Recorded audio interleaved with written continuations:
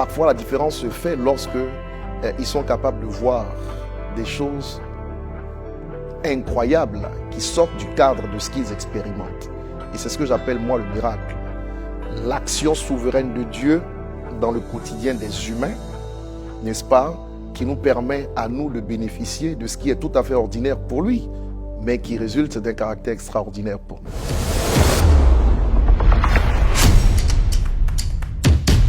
Shalom à vous tous. Nous sommes heureux de vous accueillir ici en Côte d'Ivoire, à Abidjan, plus précisément la capitale économique de la République de Côte d'Ivoire.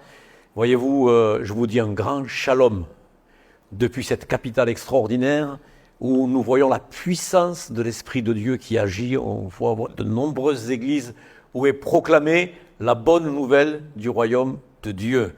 Alors on n'est pas à Jérusalem, certes, mais j'aimerais vous dire qu'ici, à Abidjan, on a vraiment le sentiment d'être au milieu d'un peuple qui aime Dieu. Plus de 30% de la population ivoirienne a fait l'expérience de la nouvelle naissance grâce à des hommes et des femmes qui se sont levés et qui ont propagé la bonne nouvelle du royaume de Dieu. Nous sommes heureux d'accueillir ce soir notre frère, notre ami, un grand supporter de l'État hébreu, de l'État d'Israël, notre frère le bishop Mohamed Ouattara Idriss. Bonsoir bishop, nous sommes heureux de t'accueillir ici dans ton pays, dans ta capitale économique ici à Abidjan. Nous sommes heureux de t'accueillir dans ce lieu et nous te souhaitons la bienvenue.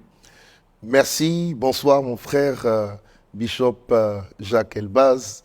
C'est une joie pour nous que d'accueillir TBN FR en Côte d'Ivoire et c'est une joie renouvelée pour moi que de te retrouver, n'est-ce pas, en bonne santé. Amen. Et pour moi, c'est une grande joie de t'avoir avec nous dans cette programmation ici en Côte d'Ivoire. On est vraiment dans la joie. On sait que tu as un calendrier très très serré et que tu as toujours été disposé et disponible, en tout cas pour TBN FR et par extension pour TBN Israël. Je sais que tu aimes le pays d'Israël. Absolument. On ne peut pas prêcher l'évangile sans être amoureux d'Israël. On a le relief au sein duquel le ministère de notre Seigneur Jésus-Christ a été manifeste.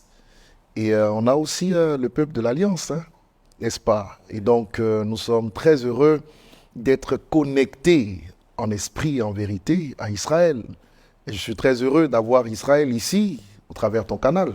Amen. Ouais. Je suis très heureux de passer ces quelques jours ici dans ce pays et de retrouver mes frères dans l'alliance, dans la foi. Et on aimerait quand même que tu nous apportes quelques mots de ton témoignage.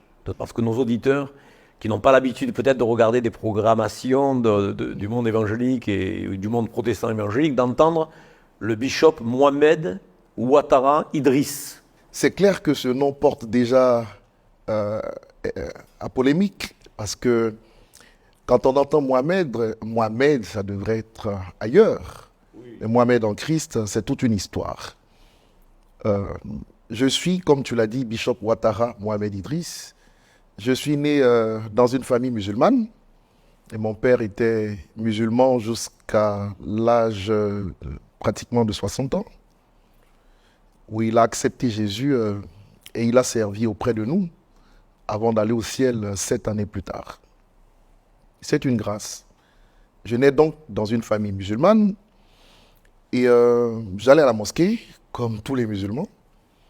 Mais dès le départ, j'avais un sentiment assez étrange qui était celui de ne pas me retrouver à ma place quand j'allais à la mosquée.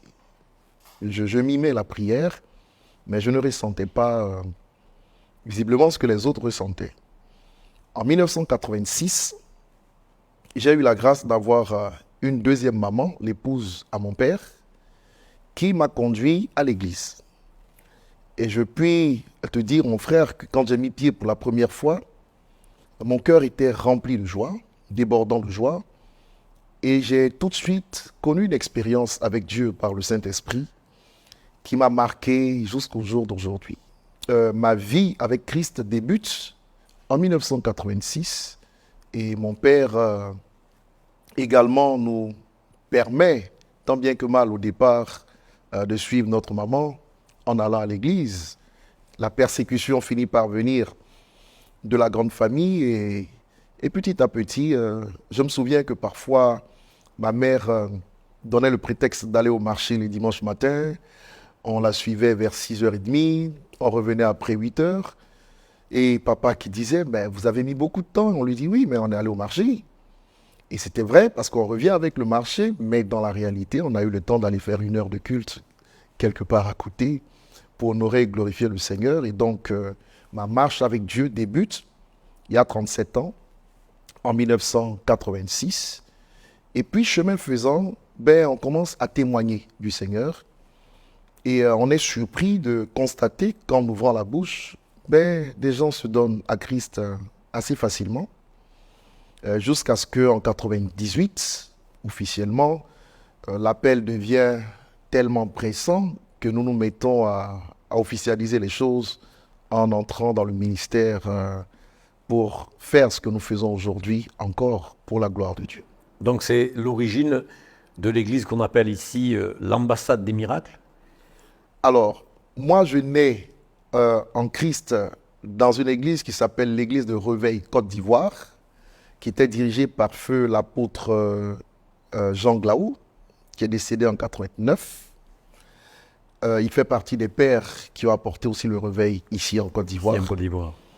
Et puis, son fils spirituel, qui est l'apôtre Pangui Bernard, n'est-ce pas, prend le relais, tout simplement. Et avec lui, moi, je commence le service à partir des années 98, jusqu'en 2011, où il accepte finalement de nous bénir en 2013 et de nous demander de pouvoir exercer dans le cadre ministériel particulier auquel Dieu nous appelait. Et donc, mon parcours, c'est un peu cela. On part de l'église de Reveil, les assemblées de Dieu aussi, puisque c'était là qu'il y avait à l'époque des cultes d'1 heure de temps. Dans un quartier À Djamé. À Djamé. À Djamé. Et nous, on a grandi dans un quartier qui s'appelle à Djamé Bracodi Bar. C'est un quartier où vous avez la prostitution, vous avez la drogue et des difficultés incroyables sur le plan social. Et la grâce de Dieu nous a maintenus dans ce milieu en nous préservant, n'est-ce pas, de tout ce qui se passait là et en nous donnant de pouvoir apporter le message de Jésus. Oui, mais à l'époque, quand même, à Djamé, un des temples les plus grands de la Côte d'Ivoire. Les plus grands de la Côte d'Ivoire. Là où le péché abonde, la grâce surabonde, un grand temple, oui. Et une action puissante du Saint-Esprit qui t'amène, donc, quelques années plus tard, à créer cette communauté de l'ambassade des miracles, qui est une appellation, quand même, j'aimerais dire, qui pourrait un peu choquer les Occidentaux, mais comment une ambassade des miracles? Mais moi, pour avoir participé à des cultes de l'ambassade des miracles, je crois que ce lieu de culte mérite son appellation, mais donne-nous quelques témoignages. On a vraiment besoin d'entendre, le monde occidental aussi a besoin d'entendre que Dieu est toujours le même, il est toujours puissant. Ben déjà, sur le plan ministériel, après les études académiques, d'accord, on se met à prêcher l'évangile dans la rue, s'il vous plaît.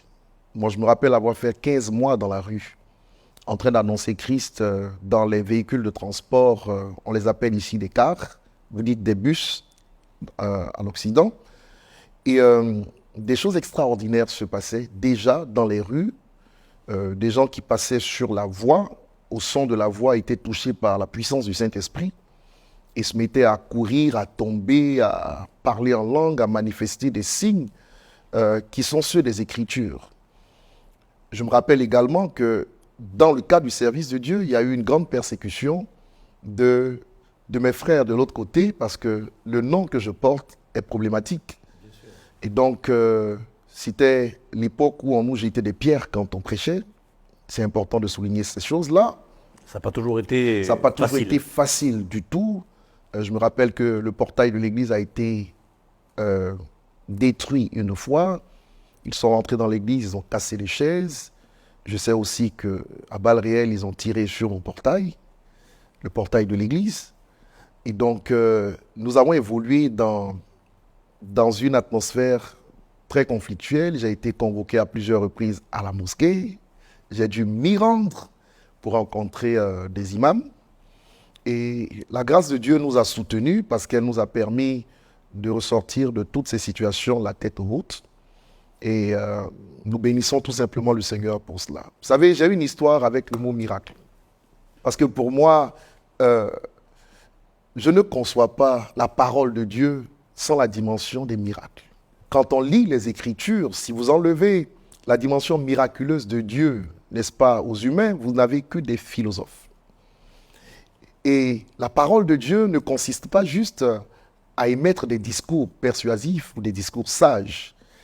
Elle est fondée sur une démonstration d'esprit et de puissance. L'Évangile, c'est la puissance de Dieu pour le salut de quiconque croit. C'est la puissance. L'Évangile est défini comme étant une puissance. Et donc, je ne conçois pas le ministère sans la manifestation de la puissance. Et naturellement, lorsque Dieu se manifeste puissamment, il impose par son action au quotidien des humains ce que j'appelle moi le miracle. Quand vous étudiez l'histoire de Moïse, qui est appelé par Dieu pour aller en Égypte, n'est-ce pas? Et quand il part là-bas, vous êtes d'accord avec moi que Dieu l'appelle d'abord avec... Dieu l'appelle quand il a 80 ans, Exode 3, et lui demande d'aller libérer son peuple en Égypte. Le principe est que Dieu lui demande, qu'est-ce que tu as? Et il lui dit, j'ai un bâton. Mais il faut préciser que le bâton, ce n'est pas Dieu qui lui donne le bâton. D'accord? C'est un bâton qu'il a dû lui-même prendre lors de sa marche, quand il n'avait pas le Seigneur, mais que Dieu oint, n'est-ce pas? Il donne une autorité à cette verge avec laquelle Moïse part pour démontrer à Pharaon que le Dieu de Moïse est au-dessus des actions humaines, c'est le Dieu des miracles. Il jette le bâton qui devient un serpent, et le serpent de Moïse qui avale les serpents, n'est-ce pas, des magiciens de Pharaon. Le Seigneur se présente dans une dimension supérieure par rapport à la puissance. Et quand vous étudiez profondément le ministère de Jésus, si vous lui retirez les miracles, il n'est pas différent de Confucius, il n'est pas différent de ces grands philosophes que nous avons, parfois à la solde de certaines religions. Et donc, je pense honnêtement que le monde a besoin de revenir au message clair de Christ, qui est en rapport avec le fait de démontrer que ce qui est écrit est vrai. C'est ça, une démonstration. Une démonstration. Nous croyons qu'il reste le même hier, aujourd'hui, éternellement. Et c'est très important que de démontrer Dieu. Vous savez, pour un musulman, permettez-moi l'expression, vous ne pouvez pas lui prêcher la morale, parce que l'islam aussi a une morale. Il y a des vertus, il y a de bonnes pensées, il y a de bonnes paroles qui sont prêchées. Parfois, la différence se fait lorsque ils sont capables de voir des choses incroyables qui sortent du cadre de ce qu'ils expérimentent. Et c'est ce que j'appelle, moi, le miracle. L'action souveraine de Dieu dans le quotidien des humains, n'est-ce pas, qui nous permet à nous de bénéficier de ce qui est tout à fait ordinaire pour lui, mais qui résulte d'un caractère extraordinaire pour nous.